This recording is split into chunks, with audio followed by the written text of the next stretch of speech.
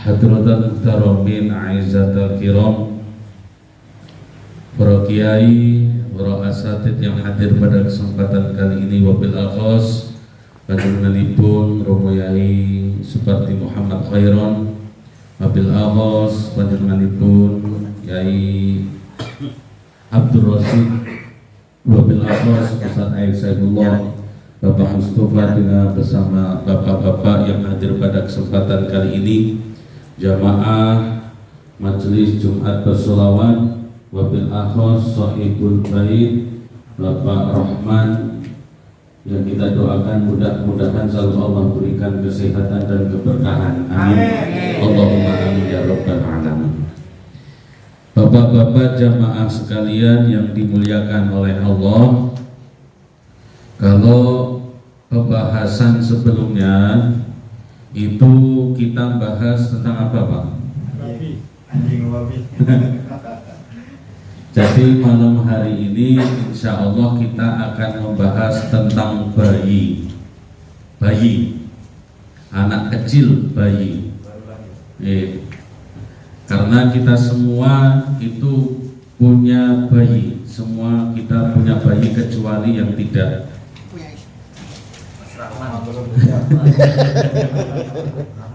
Semua punya kecuali yang tidak. Ya, ini motivasi Pak Rahman biar cepat-cepat punya bayi. Jodoh. Aja langsung bayi, masa langsung Jodoh lah. Jodoh lah. Bahaya. Jadi apa yang dibahas dari bayi? Karena bayi ini menjadi penyebab salah satu dalam fikih yang disebut dengan najis mukhafafah. Napa niku tegese najis mukhafafah? Najis mukhafafah adalah najis yang ringan. Disebabkan oleh apa? Baulus sobiyi, kencingnya bayi laki-laki, alladzi lam yablugh al-haulaini, yang usianya belum sampai 2 tahun. Jadi kencingnya bayi laki-laki yang usianya belum sampai 2 tahun. Walam yatakhadda illa bilabani, dan bayi ini belum mengkonsumsi apapun kecuali ASI. Napa Pak ASI? Air susu ibu. Jadi bayi yang usianya itu belum genap 2 tahun mengkonsumsi hanya ASI, dan bayinya laki-laki, kalau kencing maka kencingnya, pipisnya itu hukumnya najis mukhafafah. Najis mukhafafah itu najis yang ringan. Jadi kebalikannya yang kemarin, yang anjing sama babi. Anjing sama babi kemarin najis mughalatoh atau najis yang berat.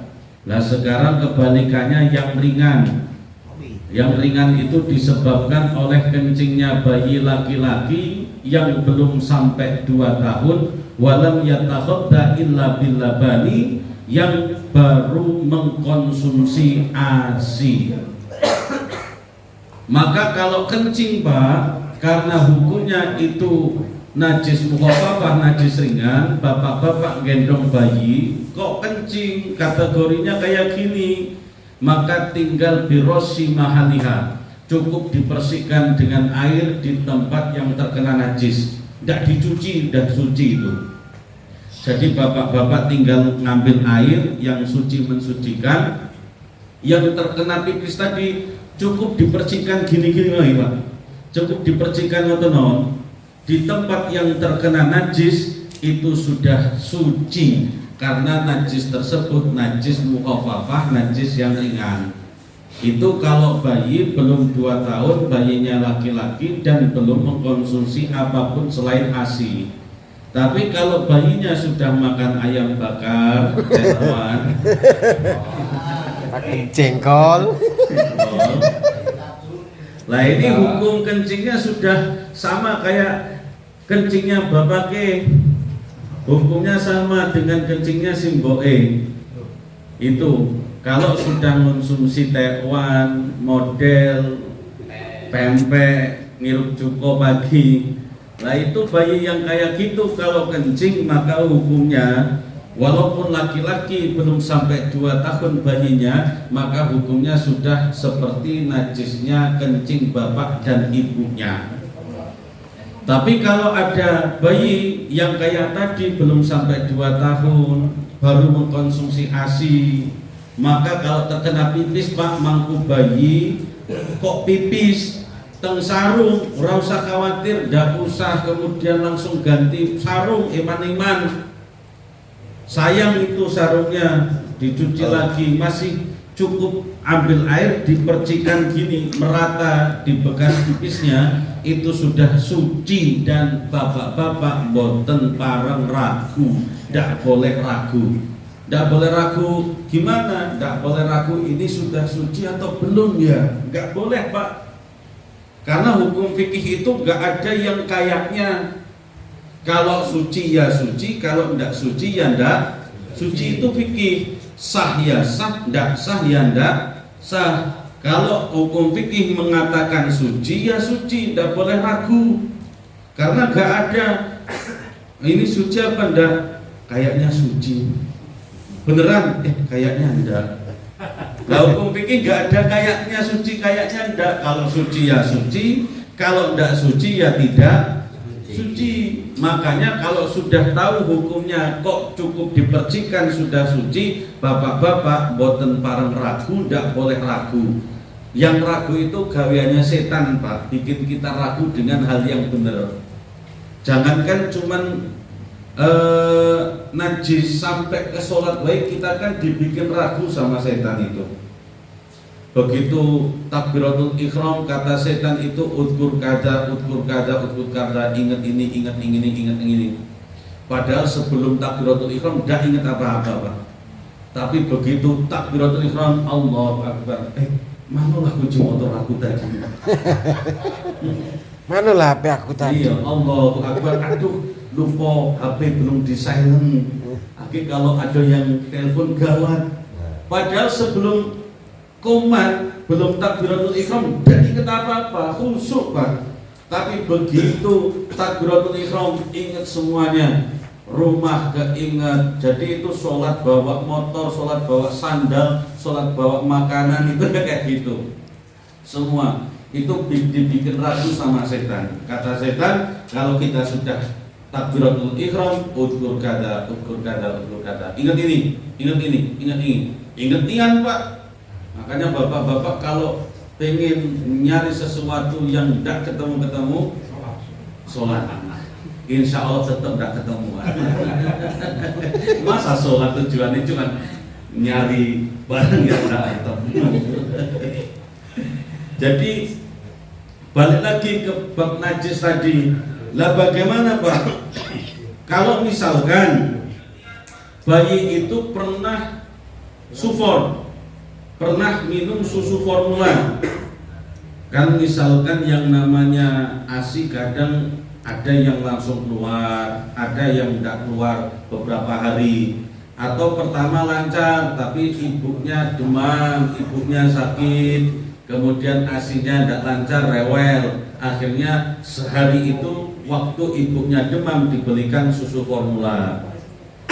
Nah gimana? Walaupun sehari minum susu formula, tetap nanti kalau balik lagi minum ASI, pipis, kencing, hukumnya sudah tidak najis mukhafafah, tapi najisnya sudah najis mutawasito, najisnya sudah najis yang sedang. Kenapa? Karena bayinya sudah mengkonsumsi susu formula, walaupun cuma sehari itulah.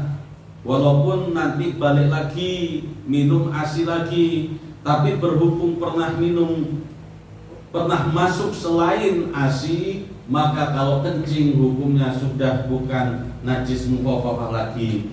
Berarti tidak cukup cuma dipercikan, berarti harus diguyur, harus dibasuh. Nah seperti itu. Lah yang jadi pertanyaan, kenapa harus bayi laki-laki? Gimana mungkin Pak? Kan bayi ada perempuan, ada laki-laki, kenapa dibedakan? Kenapa harus laki-laki? Kenapa yang perempuan beda? Karena ternyata inilah hasanah di dalam Islam. Walaupun dulu itu belum ada yang dinamakan kecanggihan teknologi, belum ada penelitian, tapi sudah Islam membuktikan benar ajarannya.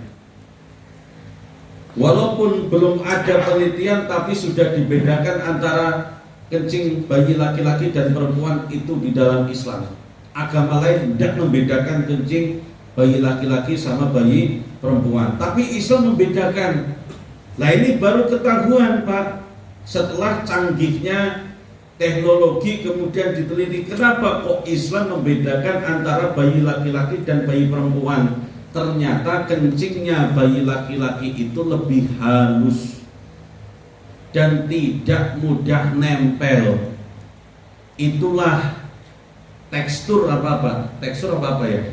Ya pokoknya kencingnya bayi laki-laki yang belum sampai 2 tahun itu lebih halus daripada bayi perempuan. Kalau bayi perempuan itu lebih nempel, lebih melekat.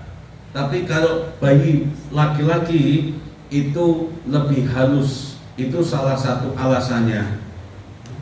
Di antara salah satu alasannya. Makanya ini luar biasanya Islam, padahal dulu belum ada ini yang mengatakan seperti itu, tapi Islam sudah membedakan. Kalau kencingnya bayi laki-laki dan perempuan berbeda. Kalau laki-laki itu ringan, kalau perempuan itu sedang.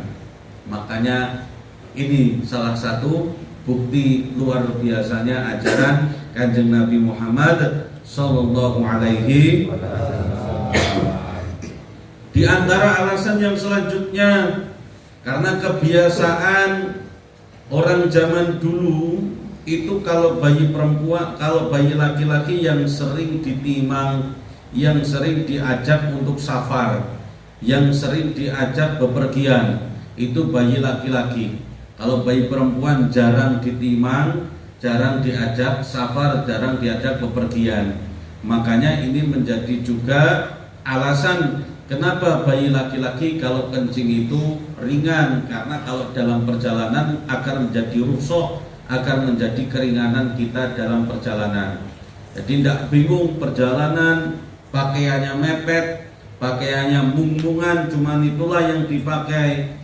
Bayi kita kencing laki-laki, bayinya belum sampai 2 tahun, baru mengkonsumsi ASI, tidak bingung cari ganti, tidak bingung mau beli pakaian lagi, cukup beli aqua, percikan ke pakaian yang terkena kencing, selesai, hukumnya suci. Tidak boleh ragu Pak. Walaupun ada yang orang mengatakan emang kayak gitu sah untuk sholat, nah kayak gitu emang sudah suci. Oh iya, harus yakin, harus hakul yakin sudah suci, karena hukumnya seperti itu, tidak boleh ragu. Nah kalau ragu nanti malah keliru, karena kita meragukan kebenaran yang diajarkan oleh Kanjeng Nabi Muhammad sallallahu alaihi wasallam. Sekian, wallahu a'lam bishawab, wallahu muwaffiq ila aqwamit thariq. Wassalamualaikum warahmatullahi wabarakatuh. Waalaikumsalam warahmatullahi